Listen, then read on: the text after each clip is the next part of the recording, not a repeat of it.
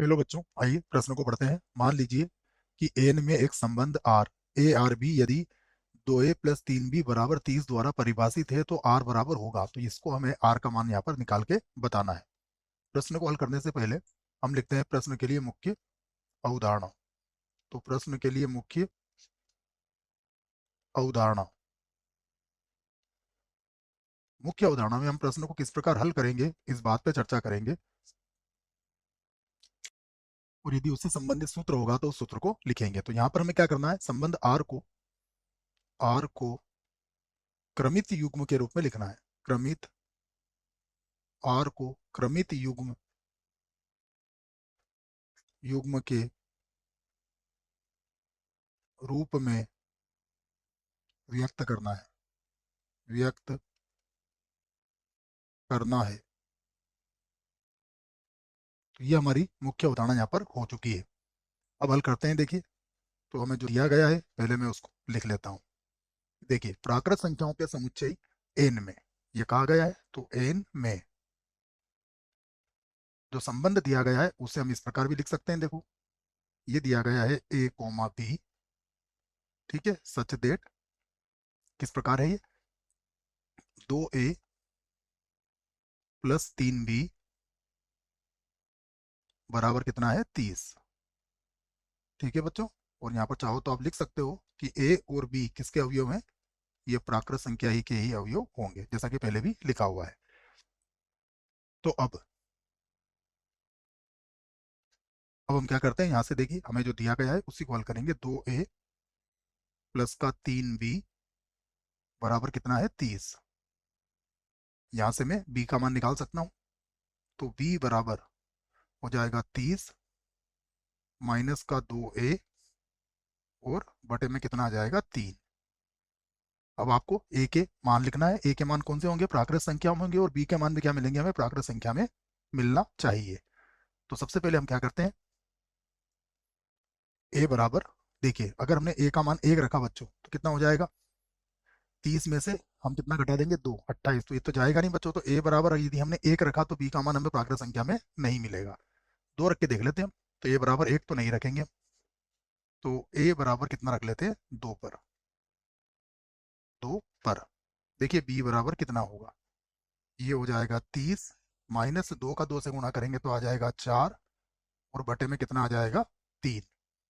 हमें पता है 30 में से यदि हम 4 घटाएंगे तो ये भी कितना मिलेगा बच्चों हमें, ये भी मिलेगा 26, और बटे में कितना आ जाएगा, 3। तो ये भी क्या है, इसका मतलब ये भी बच्चों प्राकृत संख्या नहीं है। तो a बराबर 2 भी नहीं रख सकेंगे, और a बराबर मैं 1 भी यहाँ पर रख के बता देता हूँ आपको, ठीक है।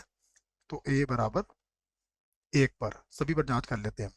तो a बराबर 1 पर यदि हम b का मान निकालेंगे तो देखिए ये हो जाएगा 28/3, और ये भी क्या है, 28/3 भी क्या है, प्राकृत संख्या का अवयव नहीं है। अब a बराबर 3 रख लेते हैं। तो a बराबर 3 पर, a बराबर 3 रखते हैं। देखिए, तो 3 रखेंगे तो कितना होगा यहाँ पर, ये हो जाएगा b बराबर, यहाँ पर हो गया 30 माइनस का, ये मिल जाएगा आपको, 3 रखेंगे तो 6, और बटे में कितना आ जाएगा, 3। तो 30 में से 6 गया तो कितना बचेगा, 24, और तीनों अठा कितना होता है, 24 होता है। तो ये तो हमारा प्राकृत संख्या का अवयव है। तो ये तो क्या है, बिलोंग्स टू एन होगा।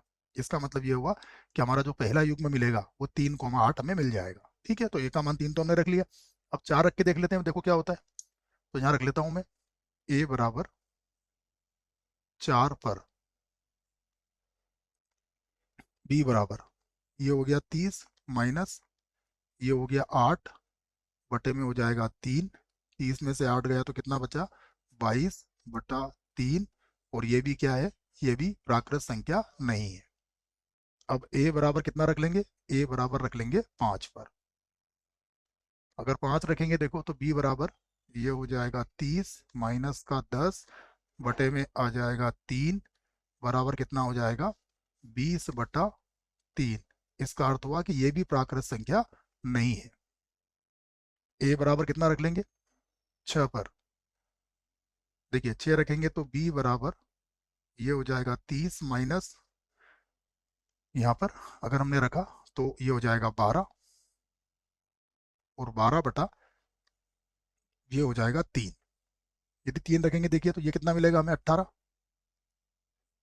ये हो गया 18/3 और ये कितना हो जाएगा 6 और ये किसका अवयव है n का अवयव है। तो अब हम समझ गए हैं बच्चों कि देखो हमने अभी क्या रखा था यहाँ पर, अभी हमने 3 रखा था तो 3 पर हमें 8 मिला, उसके बाद 6 पर मिला, तो अब हम 9 रख के देख लेते हैं। देखो तो यहाँ पर मैं अब a बराबर कितना रख लेता हूँ, 9 रख लेता हूँ। तो a बराबर 9 पर, क्योंकि बाकी पर तो हमें प्राकृत संख्या नहीं मिलेगी b का मान, तो a बराबर 9 पर, b बराबर ये हो जाएगा 30, ये हो जाएगा 18 बटे में आ जाएगा 3। 30 में से 18 गया तो कितना बचेगा 12 और 12 बटा कितना हो जाएगा 3, जो कि कितना आ गया 4। और हमें पता है 4 क्या है, प्राकृत संख्या का अवयव है। 9 के बाद सीधा क्या रख लेंगे बच्चों, देखो 12 रख लेंगे। तो a बराबर 12 पर यदि 12 रखेंगे तो b बराबर ये हो जाएगा 30 माइनस 24 बटे में होगा 3। 30 में से 24 गए, कितना बचेगा 6।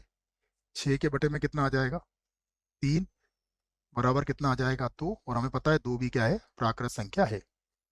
अब देखिए 12 के बाद बच्चों यदि आपने क्या रख लिया यहाँ पर, अगर आपने यहाँ पर 15 रखा तो 30 में से 30 गया 0, 0 प्राकृत संख्या नहीं है और उसके बाद भी आप कोई संख्याएं नहीं रख सकेंगे, क्योंकि बाकी फिर क्या आएंगे, ऋणात्मक आ जाएंगे। इसका अर्थ ये हुआ कि ये जो क्रमित युग्म हमारे पास आए हैं यही हमारे प्रश्न का उत्तर होगा। इस उत्तर को मैं यहाँ पर लिख लेता हूँ। देखो अतः अतः आर बराबर, देखिए क्या क्या आया, आर बराबर जब हमने 3 रखा तो 8 आया था, तो 3,8, 3,8। उसके बाद अगर आप देखेंगे तो 6 पर कितना आया था, 6 रखने पर, ए का मान 6 रखने पर 6 आया, तो 6,6 हो गया। ठीक है, उसके बाद हमने कितना रखा था 9, जब 9 रखा तो 9 पर कितना आया 4, और उसके बाद रखा हमने 12, तो 12 पर कितना आया, 12 पर आया 2। तो ये हमारे पास आर का मान आ चुका है और यही हमारे प्रश्न का क्या है, उत्तर है। ठीक है बच्चों, तो अब हम इसको लिख लेते हैं। देखो यहाँ पर भी 3,8 जैसा कि हमसे कहा गया था, यहाँ लिख लेते हैं हम।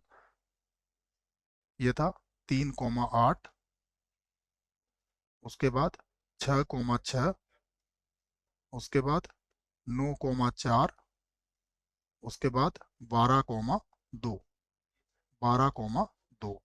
तो ये हमने रिक्त स्थान भी यहाँ पर लिख दिया है। ठीक है, आशा करता हूँ बच्चों प्रश्न का उत्तर अच्छे से समझ में आया होगा। धन्यवाद।